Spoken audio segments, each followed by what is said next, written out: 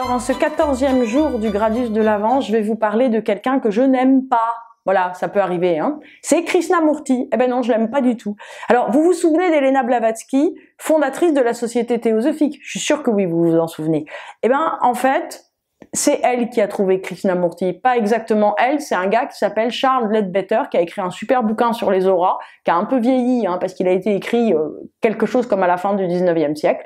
Et Charles Leadbeater se promenait sur une plage en Inde, et là, tout à coup, il voit un jeune garçon avec son frère, hein, le frère d'ailleurs s'appelait Nitya, c'est rigolo, et ce jeune garçon, c'est Jiddu Krishnamurti, et en fait, il tombe à genoux, je brode un peu, et il reconnaît en lui le Messie, le grand Mahatma du jour d'après, du siècle d'après, et voilà. Et en fait, il tombe à genoux, et là, il se dit, il faut absolument, effectivement, qu'on l'éduque, parce qu'on a besoin, en fait, d'un Messie pour la société théosophique. Alors là, on se dit, nous, avec notre regard, on va dire, de 2021, waouh, ça a l'air Dark Vador, quoi. Ça ressemble un petit peu, effectivement, à une série de science-fiction. Mais en fait, non.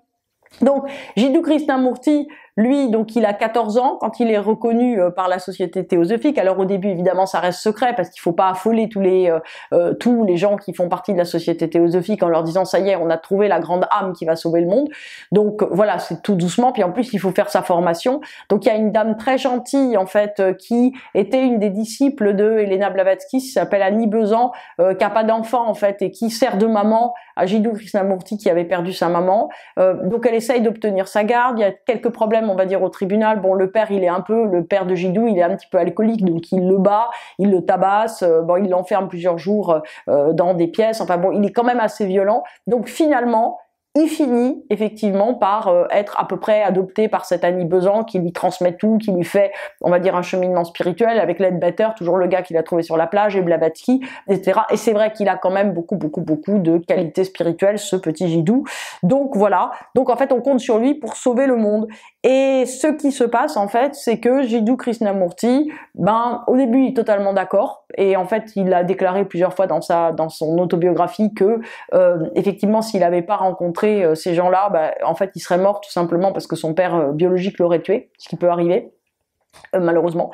Et donc en fait jusqu'à l'âge de 27-28 ans, jusqu'à la mort en fait de son frère, il est d'accord pour être le grand Mahatma de la société théosophique. Et passé cet âge-là, en fait, il se rebiffe et dit qu'il en a ras-le-bol. Et en fait, il commence à prôner, on va dire, un chemin spirituel libre de toute autorité. Alors là, on a un petit peu l'impression en fait que quand on regarde par exemple des titres de livres de Jiddu Krishnamurti du style se libérer du connu, rejeter toute autorité, enfin il y en a beaucoup qui parlent de ça, trouver sa propre religion intérieure.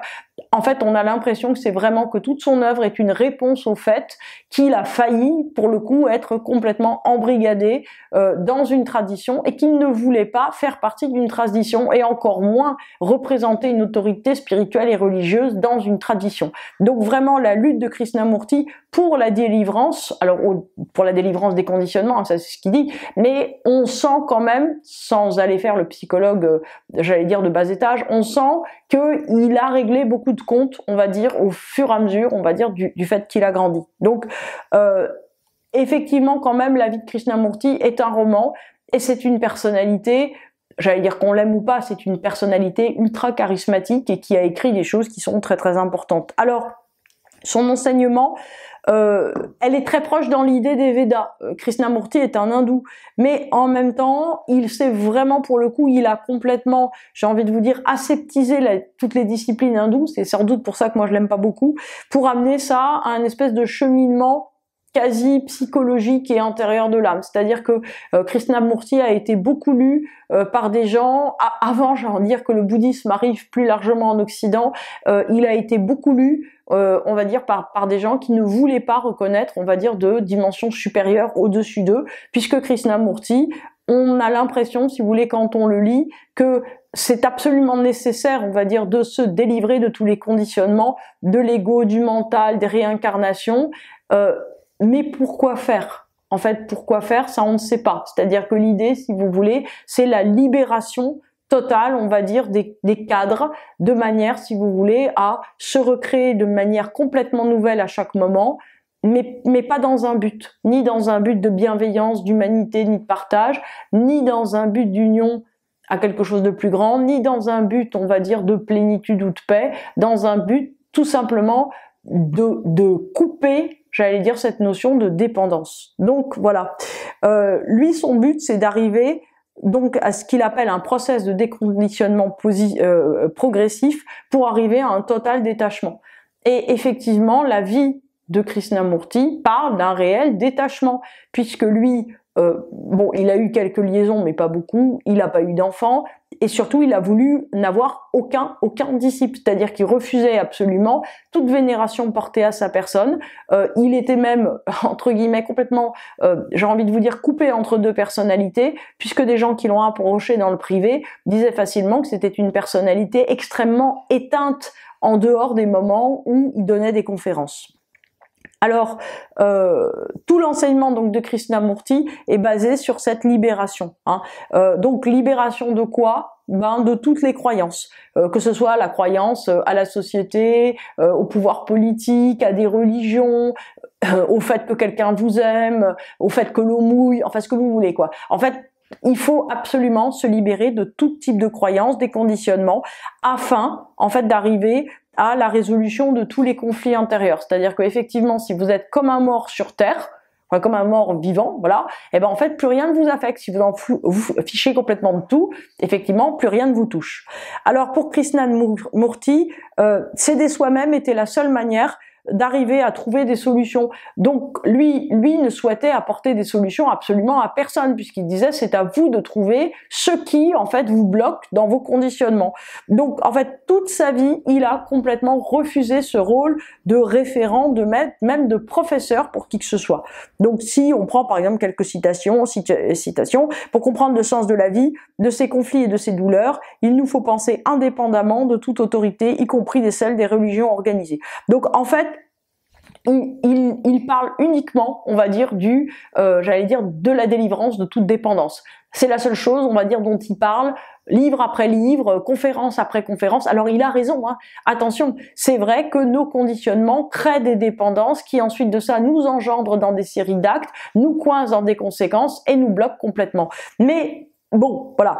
Une autre, nos intuitions peuvent être l'expression de nos espoirs, de nos craintes, de nos attentes, de notre amertume ou de nos souhaits. Donc globalement, si on le suit bien, l'intuition ne sert à rien. L'idée, en fait, c'est pas de savoir où on veut aller, c'est-à-dire que Krishnamurti, son problème, c'est pas la direction qu'on peut avoir, c'est le fait de défaire tous les nœuds qui, en fait, nous enserrent dans des dépendances, et c'est tout. En fait, arriver d'une certaine manière à se mettre hors d'atteinte complètement des événements de cette manière. Donc il dit enfin porter sur toute chose un regard lucide, nous faire intervenir sans faire intervenir les souvenirs d'hier. Ainsi, la vie cesse d'être problématique, mais la vie cesse aussi d'être vivante, a-t-on envie de lui rétorquer gentiment. Donc en fait, si vous voulez, l'idée pour lui, d'une certaine façon, c'est de couper, j'allais dire, toute histoire qui doit d'une certaine manière nous conditionner à être un être humain incarné à l'instant T. Il y a l'envie d'une certaine façon de devenir complètement transparent. Alors, comme je vous disais, c'est très intéressant cette lecture de Krishnamurti, à mon avis, pour une partie du chemin. Mais au moment où on commence à faire craquer les conditionnements et on commence à se libérer, là, il n'a plus rien en fait à nous proposer, puisque si vous voulez ne plus être dépendant, d'accord, et après on fait quoi en fait?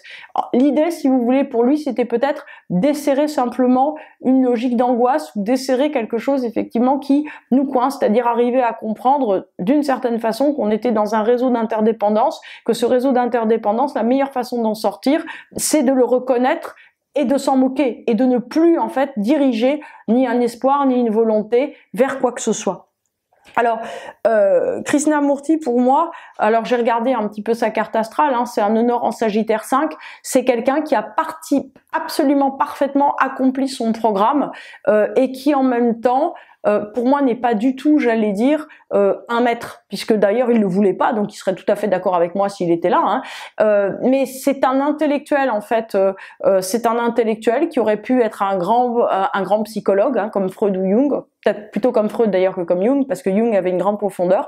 Et en fait, effectivement, il nous donne des outils, mais il nous donne pas de direction. Donc en gros, si je vous donne un matériel de sculpture en vous disant vas-y sculpte, ok, mais vous allez sculpter quoi? Si vous avez rien dans le cerveau, vous allez rien faire. Et en fait, l'idée de Krishnamurti, c'est ça, c'est-à-dire que tout son enseignement malgré tout a été dirigé contre sa frustration pour le coup d'avoir, à mon avis, pendant 30 ans était la marionnette, on va dire le grand Mahatma de la société théosophique. Et en même temps, la société théosophique donnait une direction très importante, et lui n'a pas voulu cette direction. Alors si on relie un petit peu les choses autrement, on se dit, mais dans le fond, cet homme-là, est-ce qu'il n'était pas pour le coup complètement en dessus de Gémeaux 11, c'est-à-dire juste à parler en fait dans le vide, en maison 11, c'est-à-dire en étant connu, tout simplement. Ce qu'on peut dire en tout cas, c'est que c'est un drôle d'amalgame entre plusieurs choses, mais on a vraiment la sensation d'un cheminement qui s'est arrêté net.